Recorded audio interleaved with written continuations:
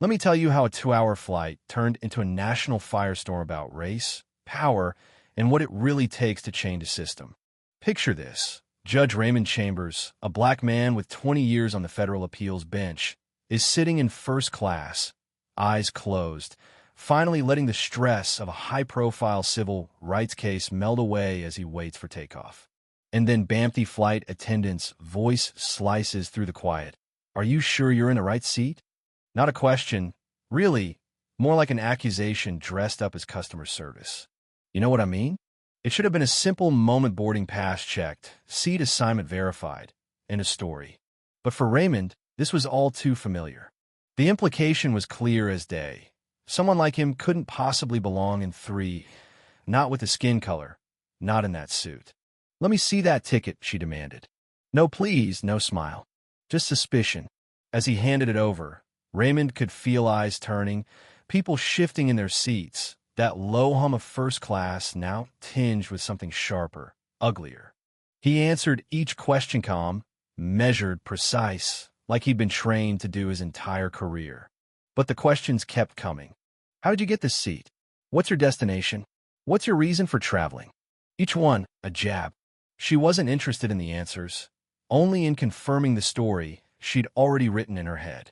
When she finally said, "People like you don't typically fly first class with us," the cabin went dead silent. Even in 2023, some things hadn't changed at all. Then came the twist. The businessman in 3B, white, successful-looking, leaned over and said, "Excuse me, what exactly do you mean by people like him?" It was a small act, but the air shifted. For a moment, Raymond wasn't alone in that fight. Someone else was willing to call out the obvious. The attendant brushed him off and kept pressing. She couldn't find his name on her manifest, which only made her more certain something was wrong. She brought over another attendant, then security, then 2 airport officers. The show was on. Here's where things could have gone very differently.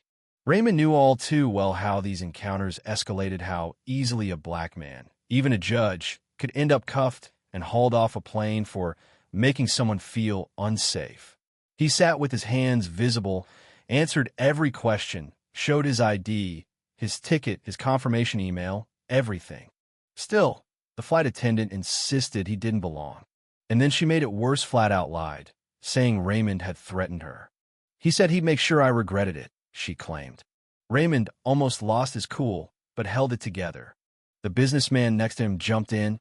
"I've been here the whole time." He never said anything like that. More passengers chimed in. The wall of silence started to crack. Raymond had a choice: swallow the humiliation, keep the peace, and maybe miss his daughter's law school graduation, or push back and risk it all blowing up. He pulled out his phone and dialed a number he knew would get attention: his court supervisor. "This is Judge Raymond Chambers, Federal Appeals Court, 11th Circuit. I'm being detained on a Highland Airlines flight for no reason other than the color of my skin." The effect was immediate. The airline supervisor showed up in record time. The mood shifted again.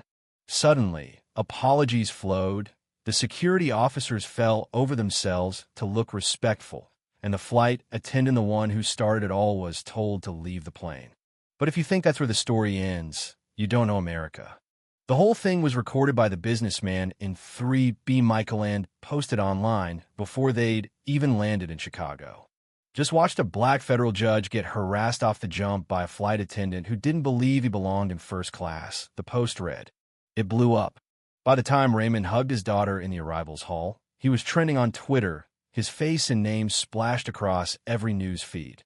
Here's the kicker: and next morning, the story wasn't just about him. The airline offered him perks and apologies, tried to make it go away. Melissa, the flight attendant, went on TV calling herself the real victim, saying she was just following protocol. Conservative networks ran with her story, liberal ones with his. The whole country split down the middle. Was this justice, or was it cancel culture gone too far? Raymond was pulled in every direction. Colleagues worried about judicial impartiality. Civil rights groups begged him to sue. The airline CEO called, offering settlements and promises of reform. But Raymond had seen this before. He knew corporations love to talk about diversity while ignoring the stuff that actually mattered: the stuff that kept people like him constantly having to prove they belonged. And then, a whistleblower came forward from Highland's HR department. She brought evidence that this wasn't the first time, or even the 10th over the years. There'd been a steady pattern of complaints about the way black and brown passengers were treated in first class. Highland hadn't just tolerated it, he'd encouraged it, even promoted the people responsible. Now the whole game changed. Raymond decided not to settle. He teamed up with his daughter in a legal coalition, launching a class action lawsuit, not just for himself, but for every passenger who'd been humiliated, denied, or just made to feel less than. The airline fought back, hard accusing Raymond of being an activist, conservative senators calling for him to recuse himself from all discrimination cases, ethics complaints flying left and right. Melissa's supporters raised hundreds of thousands for her legal defense. Corporate lawyers tried to bury the story, and the media circus kept spinning.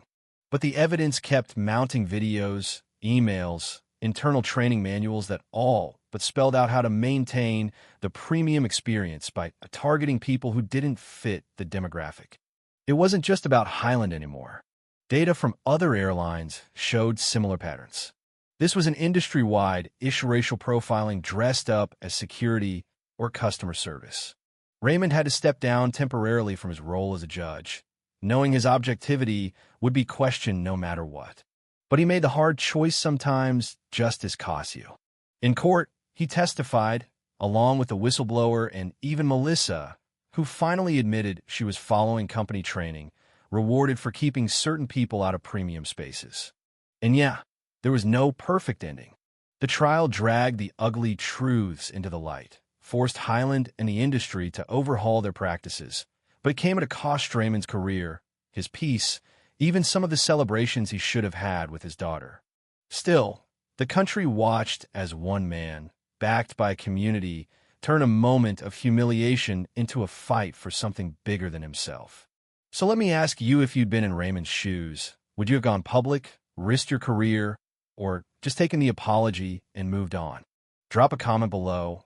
1, if you think fighting for change is worth the personal cost, or 2, if you keep your head down for the sake of peace. What does real justice look like to you? Making noise or making room? Like, share, and let's hear your take. Because in the end, justice is a conversation, and sometimes it's the ones we're most afraid to have that matter most.